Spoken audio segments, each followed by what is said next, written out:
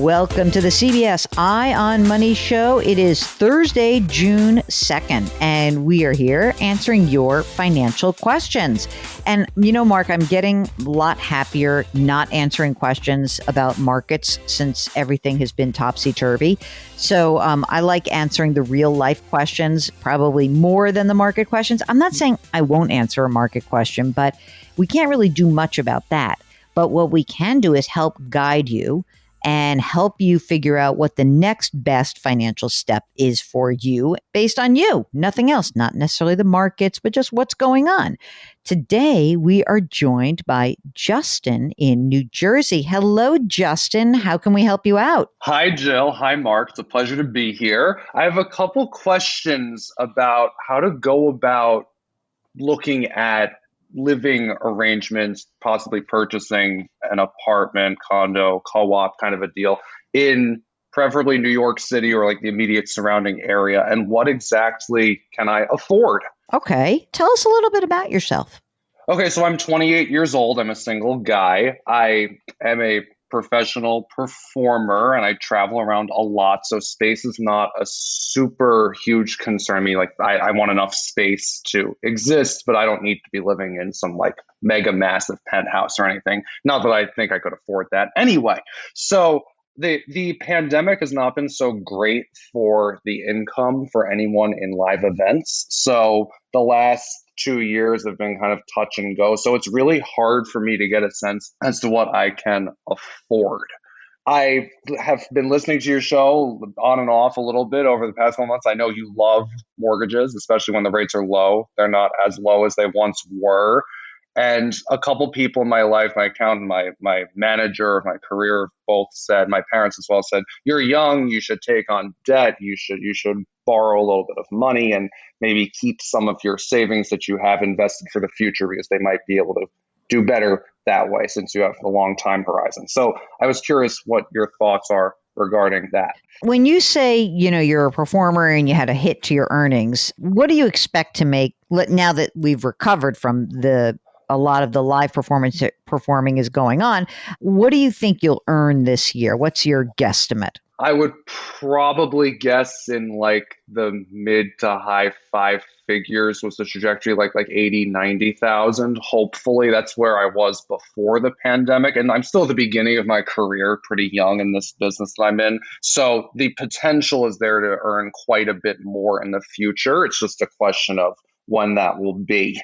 And so I'm not going to predict that per se, but I would like to pretty safely assume maybe 80 to 90,000. And then I have some investment income like dividends and stuff like that. It added up to quite a lot this year because of the capital gains from the phenomenal market last year. But I can't bank on like a $37,000 capital gain every year from my funds. Yeah. No. And did you use that money to live on, the money from the capital gains? No, I reinvested it. I made some money this year. I got some unemployment, not as much as I deserve. But my income this past year, despite it being a bad year, was over 100,000 all told. So including that 37,000 of capital gains. So it's not like the bottom totally fell out. Just the income from the business, my 1099 stuff was a little low. Okay. And do you live where now? Are you renting? I rent for free. I live with family at home in New Jersey. So life is not too bad. Okay. That's good. That's good. Yeah. And so on the 80 or 90,000, are you putting money into a retirement account? Yes. I max out my SEP IRA every year and I put the max into my Roth IRA that I put 6,000. So I'm pretty frugal. I spend pretty little money. I don't have rent. I don't need to own a car because of where I'm located and I travel so much by plane. It's okay. Health insurance is the big expense as a self-employed person, but there's no getting around that. Oh, wow. How much money is in your SEP IRA right now? Right now it's at 11,000. Mm-hmm. And what about the Roth? 102. Wow. Yeah. That's good. You're only 28. And what about other money that you have, like savings account? So I have 35,000 in Ally Bank and then another like 33,000 in my checking account. This is just when money comes in from the gigs. I put it there. I have to set aside a little bit of it for taxes. You said you reinvested. Do you have a brokerage, just a general brokerage account as well? Yes, yeah, that has $329,000 in it How does it have so much money in it? because the market did really well. That's unbelievable. I mean, that's a lot of money. And also I've been living at home a little bit before the pandemic as well. In fact, I was really looking into moving out right as the pandemic was hitting, just because that was the time in my life where I felt like, okay, my career is on a trajectory and I will probably make at least a minimum standard of living plus probably grow it into the future. But then pandemic hit and I thought, okay, well, I'll just put this on hold. Lucky to be home with family. And then we saw the stock market go kind of ballistic. Not immediately, but like pretty soon after, I was like, oh my goodness, this is really crazy. And maybe I should start thinking about looking around for places to live. If you were going to, have you looked at all just in terms of like, if you said, I want to get a studio in the place that I'd want to live, do you know what that would cost right now?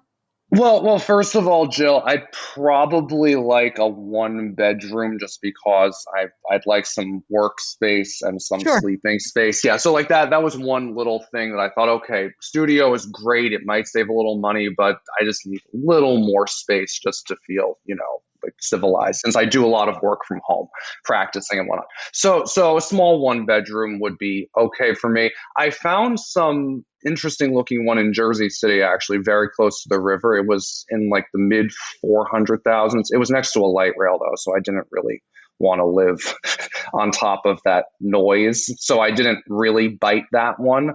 But I mean, I don't know. Manhattan is so expensive, especially the parts lower down where all the fun is. So Oh, I don't so know. Yeah. so where would you, Mark, how much can we get? Find Justin a one bedroom apartment south of 14th Street. And what do we have to pay for that? Oh yeah, right. You could get, that's true. That's where all the kids go. I mean, that's where the Right. Well, youngsters that's my go. demographic. What's Correct. What's Murray Hill? Is that 500 grand? All right. Now here's the big question. Would you sell out your brokerage account and use a bunch of that money as a large down payment to defray the amount that you'd have to put down for a mortgage, and that would help defray the costs of the carrying, because obviously if you either buy a co-op or a condo, you've got fees. So even if we have a $500,000 apartment, right, you still have to put like 100 down at the very least. Maybe it's going to be 150, and then you're going to have carrying costs. So how do you feel about blowing out the brokerage account, paying that whatever taxes due, and using all that money up to buy a place? What's your feeling about that? That was actually kind of my original feeling when I first started poking around this when the market was even higher and I had a lot more money in that brokerage account. But my accountant got very mad at me. Oh dear. She said, "You have so much unrealized gain in this account, and you will pay tens of thousands of dollars in income tax that you don't need to pay. And just take your time and put down less, maybe put down less and take out a bigger mortgage and this, that." So it's interesting that you have a different perspective.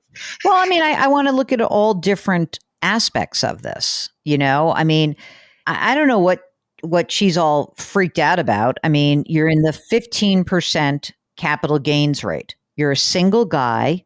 You make less than $200,000. So to me, you're paying a 15% capital gain. How much worse is it going to get? I mean, it's only going to, as you make more money, the capital gain is more. Now, look, in my, heart of hearts, do I think that you should just do this? I just want to see if that's really important to you. You have to be willing to blow out a big chunk of this account. And now you have to actually finance a mortgage. I would much prefer not so much that you live at home, but so what would it cost for you to rent something? Why are we moving? Why are we buying right this second? Mortgage rates have popped. If your parents would really want you to buy something and they want to help out, that's fine. But I mean, I don't see why you would have to, mortgage rates, 30-year rates are over 5%. It's okay. But do we have to do this right now? You're a guy who's sort of itinerant. Isn't it a beautiful thing to have a nice rental? How much would it cost you to rent a small one bedroom in New York? $3,000 a month? Probably. That's what I seem to see. Do you think that's a lot, though, of outflow every month given my income? I mean, ideally, and I imagine I'll be earning more in the future, and then three grand might not seem too bad. But for now, is that ridiculous? Is that kind of not I mean, wasteful, but it's not lavish? how much how much do we really, is it lavish? No, it's not lavish, but it's, if you're making 120 grand or so, then that's your 30% on housing in New York City is not bad. Look, is it bad to live home right now? You travel a lot, so you're not even Right. there No, so much. it's not terrible living home. This is why I'm kind of like 1 foot in, 1 foot out in terms of this decision at all. I'm like, I get along with my parents. Life is good. It's a convenient location. I have space. If you look at not this second, but if you look like in a year where maybe 2023, how many days a month are you traveling? Ideally, probably most of September through November and January through May, as in like more than half of those days. And then July, August, half. Yeah, it's a lot. It can be a lot. And then if I'm traveling that much, we're talking an income of multiple six figures likely. All right. So here's what I think. I think we should put this idea on ice right now. This is what I think you should do. I think you take a deep breath. You're going to say, let me just keep piling money up. You might even want to look at that brokerage account and see if you want to harvest some gains if you wanted to or not and reallocate it. Like you are in you are in the 15% capital gains rate. So don't be afraid of doing some tax maneuvers if you want to reallocate. Don't be so afraid of paying capital gains. Accountants are so dopey sometimes about this. It's like you're in the 15% bracket. Where is it going? It's not going to be zero. But that said, I think living at home, say to your parents, you know what I'm going to do? I'm going to like stockpile cash like crazy. Let me see how the market moves in the next 6 to 12 months because we are in an interesting moment in the real estate market. Mortgage rates have basically almost doubled since the lows. We don't know how that's really going to impact inventory. We don't really understand the flow of what's the post-pandemic in New York City. There are certain neighborhoods that are popping up, but there are other neighborhoods where it's okay. And so why don't we just wait and see? And frankly, wouldn't it be better for you to have all this cash ready? And then if we were to go into a recession and rents were to drop down a little bit, then you could say like, oh, you know what? I'll sign a lease right now for this, or maybe the apartment that you found for 600,000, it's 600,000, but now mortgage rates are, 4%, not 5 and change. I think you'll have a lot more information. And since you're traveling so much over the next 6 or 12 months, 6 to 9 months anyway, I say settle in, stockpile the cash, and let's look at the market when you get back from all that stuff. And it is a path of least resistance. And I think what you can say to your parents is, I'm being completely responsible, right? You are. And I'm going to take this opportunity that let's see where the dust settles with the market. And I think that makes sense. Nice. I think that makes total sense too. And I think to clarify, my parents are totally fine with me living at home. It's more, I just want to have a little more space and spread my wings. But I think it's really the smart thing to do is to wait. And since so much in my life is in flux, it's nice to have some stability and kind of knowledge that there's something I can rely on while the career is a little crazy coming back, and the world is obviously a little crazy right now with all what is going on. So I think that makes a lot of sense. And then we'll be able to see. So in the meantime, I should just, as the money comes in from gigs coming back, just stockpile in cash and add to Ally Bank and sit tight, and that's it basically. And you can also invest. I mean, there's no reason why you can't put money in that brokerage account. I'm fine with that. I'm totally fine with that. But I think you're going to be okay. And I like the idea. I really do like the idea of you, just sort of like, all right, let me breathe here. It's been a really rotten couple of years. Get back on your feet. You've got plenty of money. I mean, for someone who's young and in a career that's where it's so variable, I think you're doing a great job. I really do. I think you've done an amazing job, and you've got a bunch of money, and I'm fine with this. And markets are in turmoil. If we go into a protracted bear market, not just a regular old bear market, hey, you know what? You're going to be happy not to be on the hook for a big mortgage at that time. You're going to be happy to just kind of like, let's just let things roll. Like I said, we're going to have a lot more information in the next 6 or 9 months. And Aunt Jill says, chill. Okay. I like Aunt Jill. Thanks so much. This is really helpful. Thank you. And thanks so much for giving us a shout. We really appreciate it. If you, like Justin, and by the way, Lois and Clark earlier this week, have a real estate question, have a question about how to maybe think about deploying the money you have saved, money that's in the market. Is there some big decision looming? Is it a self-imposed deadline you've created? Maybe we can take you off the hook. All you need to do is go to jillonmoney.com, click the contact us button. Let us know if you want to come on the air. Mark does everything else.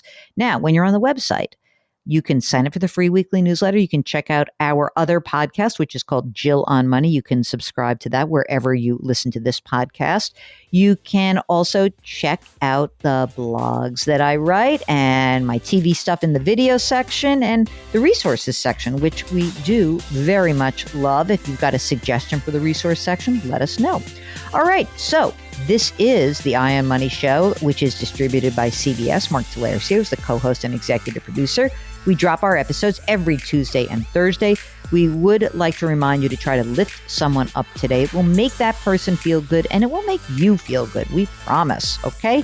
Thank you for listening. We'll talk to you next week. Curiosity, compassion, community.